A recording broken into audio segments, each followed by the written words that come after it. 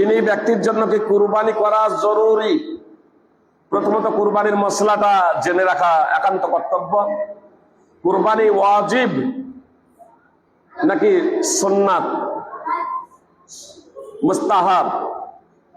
অধিকাংশ বিদ্বানদের মতে কুরবানি হলো সুন্নাতে মুআক্কাদা, অর্থাৎ গুরুত্বপূর্ণ একটি সুন্নাত। সাধারণভাবে এটি ছেড়ে দেওয়া উচিত নয়।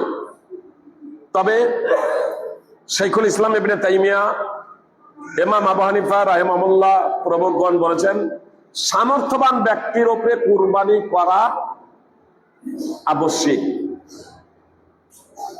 এত দ্বারা কি বুঝতে পারলাম? সকলের ঐক্যমতেই ঋণী ব্যক্তির উপরে কুরবানি করা জরুরি নয়। ঋণী ব্যক্তির উপরে কুরবানি করা জরুরি নয়। দুস্থ গরিবের উপর কুরবানি করা জরুরি নয়। নবী সাল্লাল্লাহু আলাইহি সাল্লাম বলেছেন মান কান লাহু সাআতু ওয়া লাম ইউযাহি ফালাম ইয়াকরাবান্না মুসাল্লানা। যার সামর্থ্য আছে অথচ কুরবানি করে না, সে যেন আমাদের মুসাল্লাই না আছে, ঈদগাহে না আছে। এটা ধমকি স্বরূপ।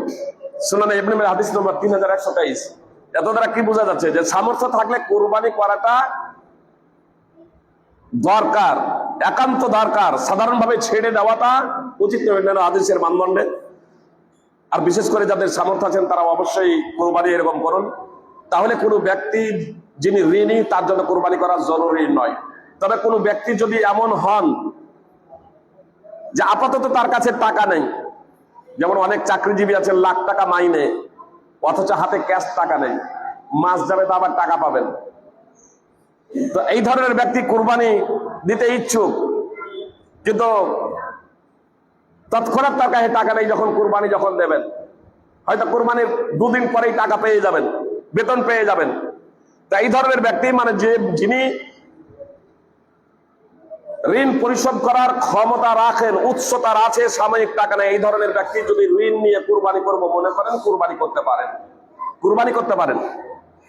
এই ধরনের ব্যক্তির জন্য কুরবানি করতে পারেন। এর জন্য এই ধরনের ব্যক্তির জন্য কুরবানি আবশ্যক নয়।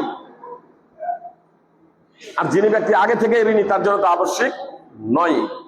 সাধারণভাবে কুরবানি একটি গুরুত্বপূর্ণ ইবাদত। সাধারণভাবে যাদের সামর্থ্য আছে তাদের কুরবানি দেওয়া থেকে বিরত থাকাটা উচিত নয়।